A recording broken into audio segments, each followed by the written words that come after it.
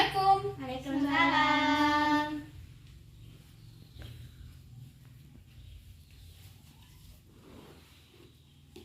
Selamat pagi anak-anak. Pagi, Bu. Bagaimana kabarnya hari ini? Baik, Bu. Sebelum memulai pembelajaran pada pagi hari ini, alangkah baiknya marilah kita berdoa. Ya, siapa yang memimpin doa? Saya, Bu. Oke, dipersilakan. Berdoa mulai. Bismillahirrahmanirrahim. Rabbi zidni ilman warzuqni fahman walhamdulillahi rabbil alamin. Oke, berdoa sudah selesai. Sekarang Ibu absen dulu ya. Ya, pertama Chelsea Safitri. Hadir, Bu. Oke. Laura Hadir, Bu. Melati. Hadir, Bu.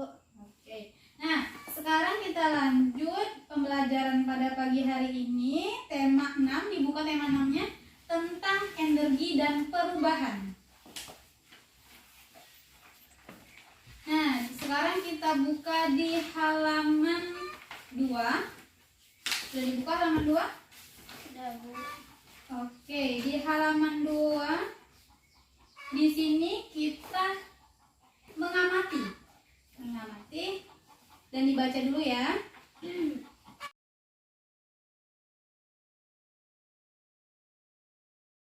Nah, kalian kan sudah membaca dan mengamati kejadian yang atau peristiwa yang dialami oleh Siti. Di sini tubuh Siti tiba-tiba lemas dan terjatuh. Nah, di dalam cerita Siti ini terdapat beberapa jenis sumber energi yang dibutuhkan oleh tubuh kita atau tubuh manusia. Nah, yang pertama itu ada kita bisa kalau sebelum berangkat sekolah itu sarapan terlebih dahulu. Nah, bisa makan nasi kah, sayuran, buah-buahan, roti dan lain sebagainya. Itu sumber energi yang bisa dibutuhkan oleh Siti untuk melakukan beberapa kegiatan atau proses yang akan dilakukan berikutnya. Jadi kan Siti mau olahraga ya, tapi dia terhenti karena dia lemas dan ingin jatuh. Nah, dari peristiwa atau kejadian yang dialami Siti, apakah ada yang ingin dipertanyakan? Bu, apa sih itu energi? Oke, Laura bertanya, apa sih itu energi? Energi adalah sumber energi atau kekuatan yang dapat digunakan untuk melakukan proses kegiatan. Jadi dengan adanya energi, Laura bisa olahraga di sekolah, bisa berangkat ke sekolah dan lain sebagainya. Jadi tubuh manusia itu membutuhkan energi atau asupan. Oke, ada yang lagi yang ingin bertanya? Saya, Bu. Oke. Kenapa tubuh Siti menjadi lemas? Nah, kenapa Siti tubuhnya lemas ya kan? Karena Siti tidak mempunyai asupan atau kekurangan energi karena dia nggak sarapan sebelum berangkat ke sekolah. Nah, tadi Ibu udah jelasin apa aja sih Bu sumber energi yang harus dibutuhkan Siti sebelum berangkat sekolah. Dia harus sarapan, entah dia makan nasi kah, entah dia makan sayur-sayuran, buah, atau yang kecil lagi tuh roti misalkan gitu. Jadi sebelum berangkat sekolah harus sarapan terlebih dahulu. Jadi nanti di rumah sekolah nggak lemas, nggak ngantuk dan lain sebagainya. Oke, ngerti? Ngerti, Bu. Oke. Kita lanjut ke halaman berikutnya tuh, halaman 3. Nah, di halaman 3 ayo membaca. Oke. Di sini kalian bacanya bergantian ya per paragraf. Jadi paragraf 1 siapa yang mau baca, paragraf 2, paragraf 3 dan seterusnya ya. Siapa yang ingin membaca pertama kali? Siapa? Dengan suara yang kencang ya. Oke. Chelsea dulu tuh. Matahari adalah sumber energi terbesar. Oke. Chelsea? Matahari sumber energi terbesar. Semua benda yang menghasilkan energi disebut sumber energi. Tuhan menciptakan bermacam-macam sumber energi. Air dan udara adalah sumber energi. Tumbuhan dan hewan adalah sumber makanan. Makanan menghasilkan energi bagi tubuh. Jadi tumbuhan dan hewan juga sumber energi. Oke, dilanjut Laura. Sumber energi lainnya yang ada di bumi adalah matahari. Matahari menghasilkan energi cahaya dan panas. Cahaya dan panas matahari merupakan sumber kehidupan di bumi. Matahari adalah sumber energi terbesar di bumi. Oke, lanjut Melati. Tanpa matahari, tumbuhan tidak dapat melakukan fotosintesis. Dari proses fotosintesis dihasilkan makanan dan oksigen. Makanan dan oksigen sangat penting bagi kelangsungan hidup manusia dan makhluk hidup lainnya. Oke, dilanjut Melati. Selain membantu proses fotosintesis, sinar matahari juga merupakan sumber energi listrik. Melalui pembangkitan listrik tenaga surya (PLTS), energi cahaya matahari diubah menjadi energi listrik. Salah satu PLTS terbesar di Indonesia terdapat di Kabupaten Karangasem, Bali. Nah, kalian sudah membaca dari paragraf pertama sampai akhir tentang matahari sumber energi terbesar. Nah, matahari adalah sumber energi terbesar di dunia. Jadi matahari itu adalah pemeran utamanya gitu. Nah, bagaimana Bu kalau nggak ada matahari? Pasti tidak akan ada kehidupan. Bumi juga gelap kan? Nah, ngebayanginnya kalau matahari nggak ada itu kayak kita lagi tidur. Pasti kita nggak bisa lihat apa-apa kan? Pasti dalam kondisi yang gelap. Nah, kalau matahari itu dimanfaatkan manusia itu seperti apa? Nah, manfaat sinar matahari itu banyak sekali. Bisa dimanfaatkan, salah satunya itu adalah untuk menghasilkan energi listrik, di mana energi dari panas matahari itu dirubah atau kita konvensi menjadi energi listrik. Kalau energi listrik udah ada, baru disalurkanlah ke rumah-rumah, bisa menghidupkan lampu, kipas angin, televisi, kulkas, dan lain sebagainya. Nah, selain dari matahari ada air. Air juga bisa dimanfaatkan, energi air juga bisa dimanfaatkan untuk menghasilkan energi listrik. Udara sama juga begitu. Nah, selain dari energi air, udara, matahari, ada juga yang menghasilkan energi bagi tubuh kita, yaitu tumbuhan dan hewan. Nah, tumbuhan juga kayak sayur-sayuran kan, kalau kita masak, kita makan, jadi sumber energi bagi kita. Hewan sama juga gitu. Nah, selain dimanfaatkan untuk listrik, terus matahari juga bisa dimanfaatkan oleh tumbuhan untuk melakukan proses fotosintesis atau proses memasak di daun. Selain memasak fotosintesis, memasak di daun juga dia kan melakukan fotosintesis itu kan memerlukan cahaya matahari ya kan, supaya bisa memasak di daun. Selain itu juga menghasilkan oksigen yang biasanya kita hirup sehari-hari, itu menggunakan oksigen dari tumbuhan gitu. Nah, selanjutnya ini ada pertanyaan-pertanyaan di halaman 4 sampai halaman 5 ada 5 soal ya kan. Yang pertama itu tuliskan informasi yang terdapat pada paragraf pertama. Jadi di paragraf pertama dilihat apa sumber informasi yang terdapat di dalam paragraf 1. Oke.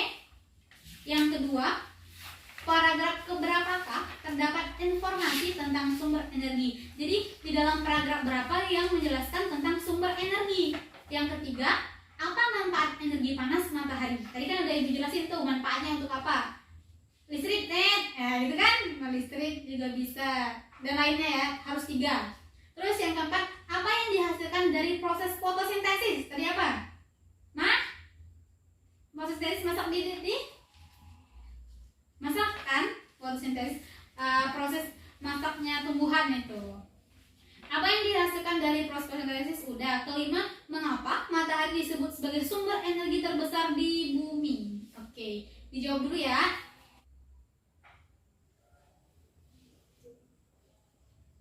Oke, jawab ya masing-masing ya. 5 soal ya sampai selesai, dari 1 sampai 5. Nah, tadi kan kalian sudah menjawab tuh dari pertanyaan tentang matahari sumber energi terbesar. Nah, setelah itu dilanjut di halaman 6. Buka halaman 6 ya. Oke, di halaman 6 ini ayo bercerita. Jadi siapa yang mau maju ke depan, yang berani menjelaskan tentang matahari sebagai sumber energi terbesar? Siapa yang mau maju ke depan? Oke, Laura maju ke depan. Apa dapat dari materi tentang matahari sebagai sumber energi terbesar. Ayo maju Laura. Sekarang Laura sudah maju ke depan. Sekarang jelaskan apa yang sudah Laura dapat dari matahari sebagai sumber energi terbesar. Oke, apa Laura? Matahari adalah sumber energi terbesar di bumi. Matahari biasanya dimanfaatkan oleh manusia untuk menghasilkan energi listrik. Selain itu, cahayanya matahari dibutuhkan oleh tumbuhan untuk melakukan proses fotosintesis atau memasak di daun yang menghasilkan oksigen yang dibutuhkan oleh manusia dari tumbuhan. Oke, tepuk tangan Laura semuanya. Oke, silakan duduk. Nah, tadi kan Laura sudah maju ke depan menjelaskan tentang matahari sebagai sumber energi terbesar. Nah, matahari adalah sumber energi yang paling penting di bumi. Maka dari itu kita harus selalu bersyukur kepada Allah Subhanahu wa Ta'ala karena telah menciptakan matahari yang bisa kita manfaatkan. Nah, ungkapan rasa syukur itu bisa kita tunjukkan melalui sebuah syair lagu. Melalui lagu kita dapat mengungkapkan perasaan kita terhadap apa saja. Seperti lagu berikut ini yang mengungkapkan rasa sukacita, syukur atas adanya matahari sebagai sumber energi. Nah, di halaman 7, dilihat halaman 7-nya itu ada lagu Matahari yang diciptakan oleh Ibu Nur Hasanah dengan pola irama 2/4. Oke, pertama Ibu menyanyikan dulu ya, diperhatikan, oke? Nah, sekarang Ibu akan menyanyikan lagu tentang matahari. Matahari bersinarlah terang, burung-burung pun berkicau riang, harum semerbak bunga berkembang, tandanya hari mulai siang. Maha kuasa Tuhan yang esa, yang telah menurunkan rahmat-Nya, Tuhan pengasih, Tuhan penyayang, mari bersyukur kepada-Nya. Matahari sumber kehidupan, sumber energi yang utama, cahayanya bersinar terang, pohon-pohon menari riang. Ibu kan sudah menyanyikan tentang lagu Matahari. Nah, di sini di dalam lagu Matahari ini ada perbedaan. Jadi di dalam bait pertama itu dengan bait kedua itu mempunyai persamaan. Persamaannya gimana Bu? Jadi gini, dengar. Matahari bersinarlah terang, burung-burung berkicau riang, harum semerbak bunga berkembang. Nah, itu mempunyai pola irama, bait 1 dan kedua itu mempunyai pola irama yang sama. Nah, sedangkan kita lanjut ya, bait ketiga. Harum semerbak bunga berkembang, tandanya hari mulai siang. Nah, itu mempunyai perbedaan. Jadi bait ketiga dengan kedua dan satu itu mempunyai pola irama yang berbeda. Nah, sekarang kita nyanyi lagu bersama-sama. Apakah sudah mengerti? Kalau Ibu sudah menyanyikan dan mencontohkan lagu Matahari. Nah, sekarang kalian bertiga berdiri di sini menyanyikannya, oke? Oke, silakan maju ke depan nyanyikan. Oke, sudah siap semuanya? Hitungan 1, 2, 3, dimulai. Matahari bersinarlah terang, burung-burung pun berkicau riang, harum semerbak bunga berkembang, tandanya hari mulai siang. Maha kuasa Tuhan yang esa, yang telah menurunkan rahmat-Nya, Tuhan pengasih, Tuhan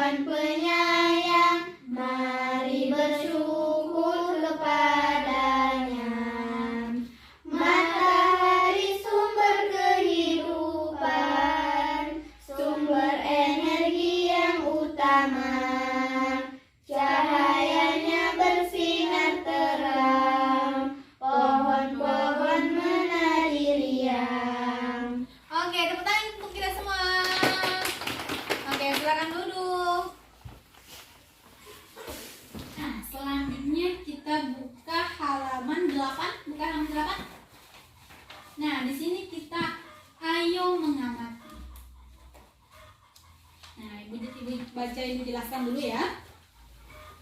Untuk membuktikan bahwa matahari adalah sumber energi panas, Siti melakukan sebuah percobaan atau eksperimen. Siti menyiapkan segumpalan kapas dan sebuah kaca pembesar, lalu Siti meletakkan kapas di atas sebuah wadah. Siti memegang kaca pembesar di atas kapas. Siti mengumpulkan sinar matahari ke kaca pembesar dan mengarahkan kumpulan cahaya itu ke kapas. Beberapa waktu kemudian, kapas mulai mengeluarkan asap dan terbakar. Pada percobaan di atas, kita dapat mengetahui bahwa cahaya matahari tidak langsung membakar kapas, butuh waktu lama sampai kapas terbakar. Kegiatan sehari-hari juga membutuhkan waktu, ada kegiatan yang lama, ada kegiatan yang lebih singkat. Nah, jadi dalam peristiwa Siti melakukan percobaan ini, sampai kapasnya terbakar itu butuh waktu yang lama nggak sih? Lama nggak? Lama ya kan? Sampai dia terbakar, sampai kapasnya itu mengeluarkan api. Nah, di sini dia melakukan eksperimen itu menggunakan kapas, ada kaca pembesar dan cahaya matahari. Jadi cahaya mataharinya itu melalui perantara kapas, karena cahaya matahari kan terik ya, kuat gitu. Pakai kaca pembesar, lama-lama si kapas itu terbakar, menghasilkan api. Nah, di sini Ibu akan memberikan contoh dari kegiatan yang lebih lama dan kegiatan yang lebih singkat. Contohnya seperti ini.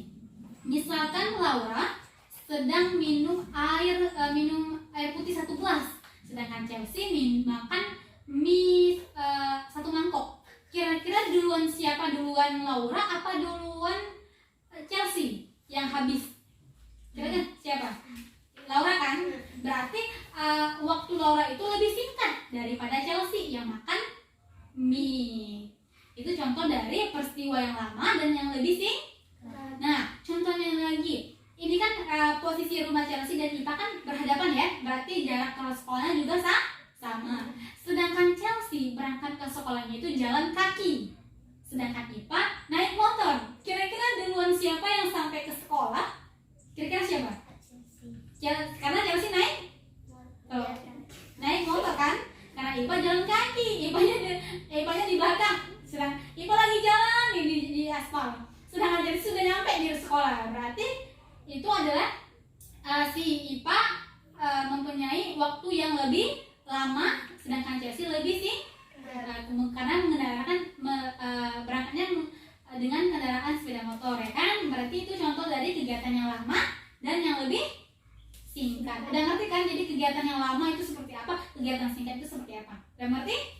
Oke. Selanjutnya di halaman 9 itu ada 1, 2, 3, 4, 5 kegiatan. Nah, di sini perhatikan gambar berikut ini, beri tanda centang pada kegiatan waktu yang lebih lama, beri tanda silang untuk kegiatan yang lebih singkat. Sekarang Ibu mau tahu kalian bisa jawab soal ini apa enggak? Ayo, sekarang dijawab ya soalnya ya. Nah, sekarang jawab di halaman 9 itu, jika jawabannya waktunya lebih lama dikasih centang, jika kegiatannya lebih singkat dikasih tanda X atau silang. Oke, jawab dulu ya. Sudah selesai? Sudah. Oke, sudah selesai. Sudah menjawab kan soalnya dari 1 sampai 5? Sudah kan? Oke, di gambar yang pertama ada anak kecil perempuan sama ibunya lagi sedangkan yang satunya lagi ada seorang anak laki-laki yang pakai baju. Kira-kira mana waktu yang lebih lama dan waktu yang lebih singkat? Apakah lebih lama memasak daripada pakai baju? Kira-kira mana yang lebih lama? Masak. Oke, masak lebih lama kan? Karena kita harus potong makanan, bahan-bahannya, dimasak dulu baru dia masak, baru dia bisa dimakan, baru bisa masak. Sedangkan kalau pakai baju langsung ya kan? Berarti waktunya lebih Singkat. Oke, siapa lihat di ini? Oke, yang kedua. Gambar yang pertama itu ada anak laki-laki yang sedang minum. Yang sebelahnya lagi mandi. Kira-kira duluan mana? Minum apa mandi? Minum. Oke, minum lebih cepat ya kan? Berarti waktunya lebih singkat. Sedangkan mandi lebih Lama. harus ganti sampo, sabun, gosok-gosok ya kan? Oke, sudah mengerti ya? Gambar yang ketiga ada anak perempuan yang lagi pegang gelas yang berisikan teh. Pasti dia mau minum ya kan? Sedangkan yang satunya lagi dia sedang mencuci baju. Kira-kira waktunya yang mana yang lebih lama dan mana yang singkat? Cuci baju lama, sedangkan minum? Oke. Yang gambar keempat ada anak laki-laki yang berambut keriting yang sedang tidur. Sedangkan yang satunya lagi sedang gosok gigi. Mana yang lebih lama, mana yang lebih singkat? Tidur lebih lama. Kalau gosok gigi? Oke, ngerti ya. Sedangkan gambar kelima ada anak laki-laki yang berkacamata sedang makan tuh. Dia makan nasi, sayuran, ada telur dan lain sebagainya. Sedangkan yang satu lagi sisir rambut. Kira-kira mana yang lebih lama dan mana yang lebih singkat? Lebih lama makan. Oke. Lebih singkat. Sisir rambut. Oke, berarti sudah mengerti ya mana kegiatan, mana peristiwa atau kegiatan yang lebih lama dan mana yang lebih singkat. Oh, nah, pembelajaran hari ini sudah selesai, sudah habis pembelajaran satunya. Tapi sebelum Ibu tutup pembelajarannya, apakah ada yang ingin dipertanyakan lagi tentang materi-materi yang sudah kita bahas tadi? Oke, sudah ya. Berarti sudah mau pulang, oke?